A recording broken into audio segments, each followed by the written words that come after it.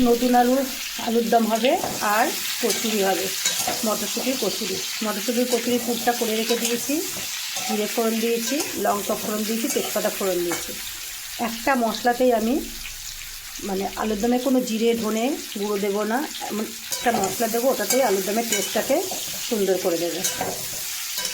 আলুটাকে একটু ভেজে ভেজে নিই। আমি দুটো টমেটো সিদ্ধ করে নিয়েছি, রসুন সিদ্ধ করে নিয়েছি, পেঁয়াজ সিদ্ধ করে নিয়েছি আর হলুদ দিয়ে দিয়েছি।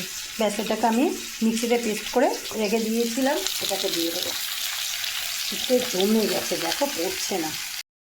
সানরাইজ আলুর দম মশলা দেবো আমি, এতে জিরে গুঁড়ো ধনের গুঁড়ো দিতে লাগে না, এটা দিলেই হয়ে যায়। এটা আমার হাফ কিলোর একটু বেশি আলু আছে, তাই জন্য পুরো প্যাকেট কিন্তু দেবো না।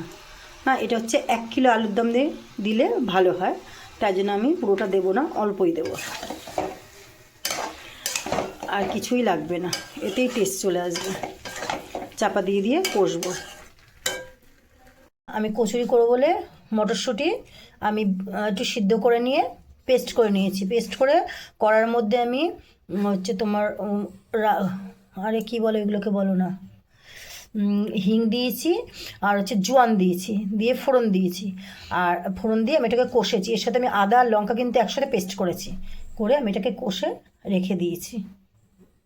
এইভাবে পুরটাকে করে নিয়ে গর্ত করে নিয়ে আটা লেচিটা এইভাবে এতটা করে, একটু পুর বেশি করে দিলে বেশি ভালো লাগে।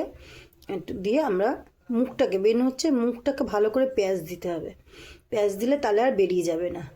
দেখো কিভাবে পেঁয়াজটা দিচ্ছে, এটা আমার বর ভালো পারে, আমি এইটা করতে পারি না, আমার কিন্তু ফেটে বেরিয়ে যায়।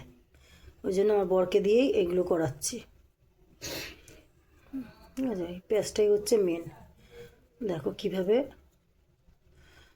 এভাবে দিলে কী বলতো, তেলে ফেটে বেরিয়ে যাবে না।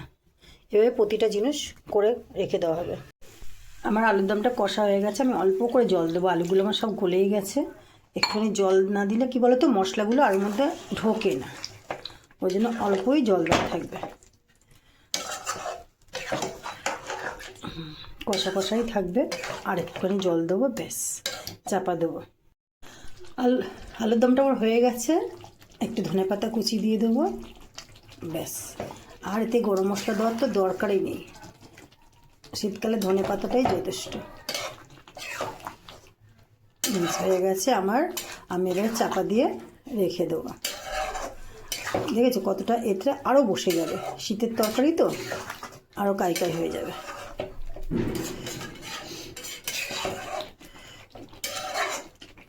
ব্যাস হয়ে গেছে বন্ধুরা, আমি এবার কচুরিগুলো ভেজে নেবো, বেলে দিয়ে ভেজে নেবো। সবই পুরগুলো ভরা হয়ে গেছে। এইবারে বন্ধুরা আমি বেলবো, বর ভেজে নেবে গরম গরম। ব্যাস, টাটা, আর ভাজা দেখালাম না।